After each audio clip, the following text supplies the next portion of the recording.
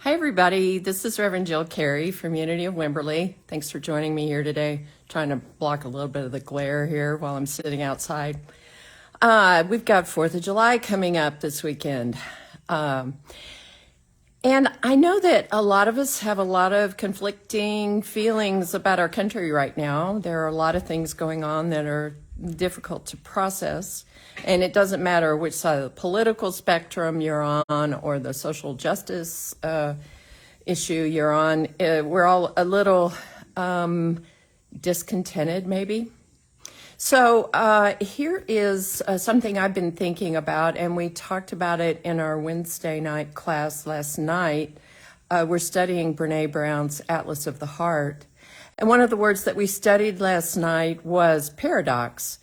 And it means having two opposing things existing at the same time.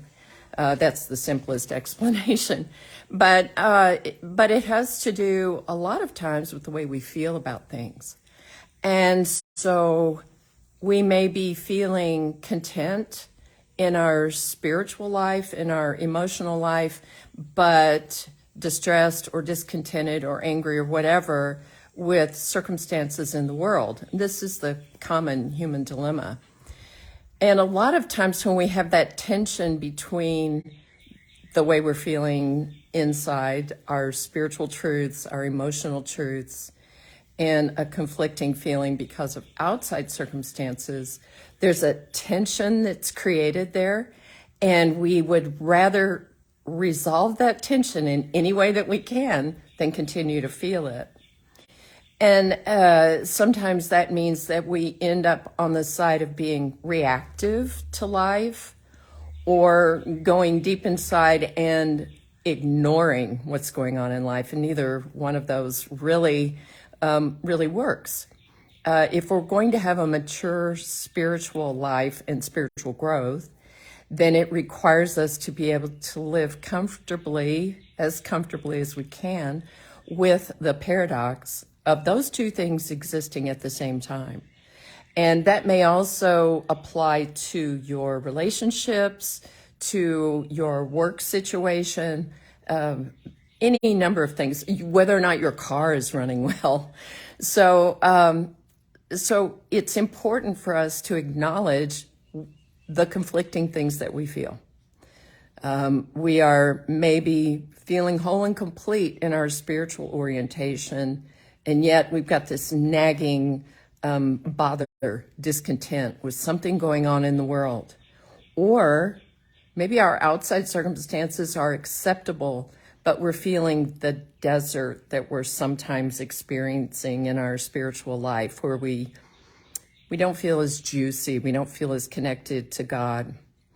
So the remedy is to become comfortable with the two things coexisting, not to try to banish or disregard one or the other. Just because of external circumstances, we are not limited in our connection with God, in our ability to be grateful, in our ability to connect with other people. And in the other example, it's important for us to acknowledge the things that are bothering us, to say, yes, this is an actual reality in the physical world that's existing right now. It deserves my attention, while at the same time I can keep my peace. And this is the little razor's edge that we walk all the time in our human existence. But I'd just like to reassure all of us today that it is possible to live with that tension, because out of that tension also comes a great deal of creativity. It gives us an opportunity to see balance in our lives. Where are we going to take action? Where are we going to be still and listen? Where are we going to step up, take a stand, do the next right thing in the world? And where are we going to hold back for the next right divine guidance and the timing for it? So I know I'm throwing a lot out there today, but this is the reality for us, is to live in paradox and to become comfortable with it. So this weekend, as you celebrate the holiday for Independence Day, don't let any discouragement that you have about the state of our country or the state of our world right now keep you from enjoying the idea behind why and how our country came to be. Those two things can exist at the same time. Discontent with how things are going, appreciation for our origins, that's a paradox that can coexist. The tension that creates might spur us forward into doing something more positive for our country, for our personal lives.